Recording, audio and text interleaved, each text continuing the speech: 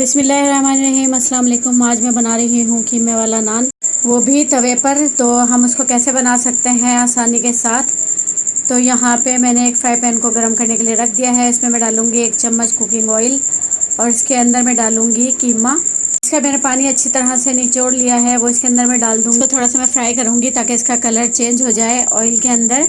और इसके साथ ही इसके अंदर मैं डालूँगी लहसुन अदरक का पेस्ट। उसके साथ इसको मैं अच्छी तरह से भून लूँगी। मैंने लहसुन अदरक के साथ इसको इतना भूनना है कि जो कीमे का पानी है वो खुश्क हो जाए और ऑयल नज़र आना शुरू हो जाए। जितनी देर में भुनता है तो हम दूसरे मसाले तैयार कर लेते हैं। उसमें हमने शामिल करने हैं, उसमें हम लेंगे आधा चम्मच पिसी हुई लाल मिर्च, आधा चम्मच कुटी हुई लाल मिर्च, ज़ीरा लिया है मैंने कुटा हुआ, वो भी आधा चम्मच, साबुत धनिया मैंने लिया है 1 चम्मच, वो भी मैंने मोटा मोटा कूट लिया है।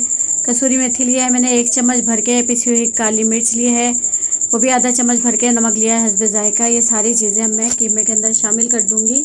नमक मिर्च आप अपने हिसाब से कम या ज़्यादा कर सकते हैं। वैसे ये नमक मिर्च बिल्कुल परफेक्ट है। यहाँ पे मैंने लिया है 300 ग्राम कीमा, तो उसके अंदर ये मसाले बिल्कुल सही हैं। आप अगर ज़्यादा कीमा ले रहे हैं तो ज़्यादा मसाले डाल सकते हैं, कम है तो आप इसको कम भी कर सकते हैं। कीमे के साथ मसालों को मिक्स करूँगी। उसके बाद मैं इसके अंदर डाल दूँगी हाफ़ कप के करीब पानी, ताकि जो मसाले हैं वो अच्छी तरह मिक्स हो जाए और कीमा भी अच्छा सा गल जाए। और उसको ढाँप देंगे हल्की आंच पे, ताकि कीमा भाप में अच्छी तरह गले।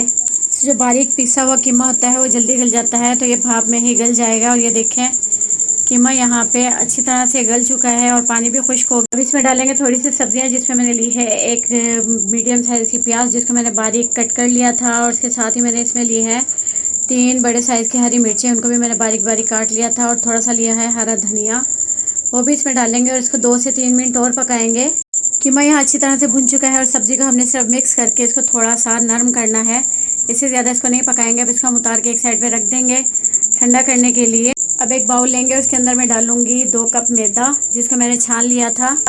और इसके साथ ही इसके अंदर डालूंगी मैं half tea spoon baking powder, half tea spoon इसमें जाएगा मीठा सोडा, और इसमें जाएगा हाफ़ टेबल स्पून नमक, और 1 टेबल स्पून भर के हम डालेंगे इसमें चीनी का।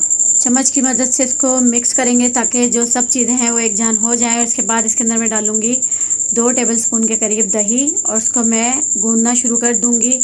पहले हम इसको ऐसे हाथ से हिलाएंगे, उसके बाद मैं इसको पानी के साथ गूंदूंगी। तो आप यहाँ पे थोड़ा सा दूध और थोड़ा पानी भी ले सकते हैं, लेकिन मैंने यहाँ पे सिर्फ इसको पानी से गूंदा है। आप दूध और पानी से भी गूंद सकते हैं। यहाँ पे मैंने 1 कप पानी लिया था और थोड़ा थोड़ा मैं पानी डालती जाऊँगी, इसको गूंदती जाऊँगी। पानी हमने एकदम नहीं डालना है, थोड़ा थोड़ा डालना है। इस तरह से हमारा जो ये आटे की डो है बहुत अच्छी तरह गूंद जाएगी। ज़्यादा सारा एक बार ही डाल देंगे तो उससे इसका जो टेक्सचर है वो ख़राब हो जाएगा, बहुत पतला हो जाएगा। तो इसलिए हम थोड़ा थोड़ा पानी डाल के इसको अच्छी तरह से मुट्ठी मार के हमने गूंद लेना है। आटा हमारा गूंद चुका है। इसके ऊपर मैं लगाऊंगी 1 चम्मच के करीब ऑयल और उसको ढाँप दूंगी ताकि इसके ऊपर खुश्की ना आए। और उसके बाद इसको कुछ देर के लिए हम रेस्ट देने के लिए छोड़ देंगे। आटा हमारा अच्छी तरह से नरम हो गया है, लेकिन मैंने इसको उठाना है और थोड़ा सा इसको और गूंदना है। आटा हमारा अच्छी तरह से गूंद चुका है। अब मैं यहाँ पे डालूंगी थोड़ा सा खुश्क आटा, यानी कि मैदा, और जो मैंने यहाँ पे नान के लिए आटा गूंद के रखा है वो मैं इसके ऊपर डालूंगी और उसका मैं पेड़े बना लूँगी। पेड़े को साइज़ यहाँ पे हमने एक जैसा रखना है। मैंने यहाँ पे 4 पेड़े बनाए हैं। आप छोटे साइज़ के नान बनाना चाहते हैं तो छोटे पेड़े ले लें। मैंने यहाँ पे मीडियम साइज़ के नान बनाए थे, तो यहाँ पे ये साइज़ बिल्कुल परफेक्ट था। अब मैं इनके पेड़े बना के एक साइड पे रख दूँगी। उसके बाद मैं शीट पे थोड़ा सा मैदा और डालूँगी और उसके बाद मैं एक पेड़ा उठाऊँगी, उसको मैं हाथ की मदद से दबा दबा के थोड़ा सा बड़ा करूँगी और फिर बेलन के ज़रिए इसको बड़ा कर लेंगे। जितने साइज़ का हमें नान बड़ा बनाना है इतना ही बड़ा हमने लोई को बना लेना है। पहले हम इसकी एक रोटी बनाएंगे। और जो कीमा भून के हमने ठंडा करने के लिए रखा था वो ठंडा हो गया है, वो मैं इसके ऊपर डाल दूँगी। जितना आप कम या ज़्यादा खाना चाहें वो अपने हिसाब से आप इसके अंदर फिलिंग कर सकते हैं। तो अब यहाँ पे थोड़ा ज़्यादा कीमा डालेंगे तो ज़्यादा मज़ेदार नान बनेंगे। और कीमा इसके अंदर डाल के अब मैं इसका पेड़ा बनाऊँगी।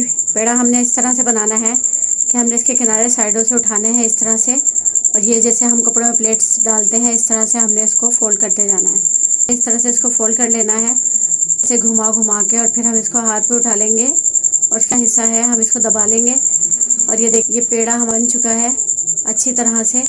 इसको बस हमने ये प्रेस करके रोटी को हमने बड़ा करना है। अब हमने हल्के हाथ से दबाना है इसको हल्के हल्के हाथ से दबा के थोड़ा सा बड़ा कर लेंगे। इसको बस थोड़ा सा और दबाएंगे और बस, इससे ज़्यादा हम इसको बड़ा नहीं करेंगे क्योंकि फिर जो मैदा है वो बाहर निकलने का डर होगा। बस इस तरह से हाथों से दबा दबा के हम इसको कर लेंगे। पलट के भी इसी तरह से हमने इसको दबाना है, ये देखें तरीके से। अब इसके ऊपर अगर आप चाहें तो उंगलियों की मदद से जैसे बने होते हैं वो निशान डाल सकते हैं। ये नान यहाँ पे हमारा तैयार हो गया है। अब इसके ऊपर मैं लगाऊंगी अंडा ताकि इसका कलर जो है वो बड़ा खूबसूरत सा आए। इसके बाद मैं एक चुटकी में थोड़ी सी कलौंजी लूँगी और इसके ऊपर स्प्रिंकल कर दूँगी। तो आप अगर चाहें तो इसकी जगह तिल भी लगा सकते हैं। आपके घर में अवेलेबल हो वो चीज़ लगा सकते हैं, तिल या कलौंजी या दोनों चीज़ें भी आप लगा सकते हैं। तो उठाऊँगी दूसरे सिरे पे मैं इसके पानी लगा लूँगी अच्छी तरह से। तवे का यहाँ मैंने पहले से गर्म करने के लिए रख दिया था। अब इसके ऊपर मैंने डाल देना है और अब इसको हल्की आंच पे हम पका लेंगे। तवे को थोड़ा सा तिरछा करेंगे, उसको अच्छी तरह से सेक लेंगे। और अब मैं दूसरा नान भी यहाँ पे तैयार करने लगी हूँ इसी तरह से।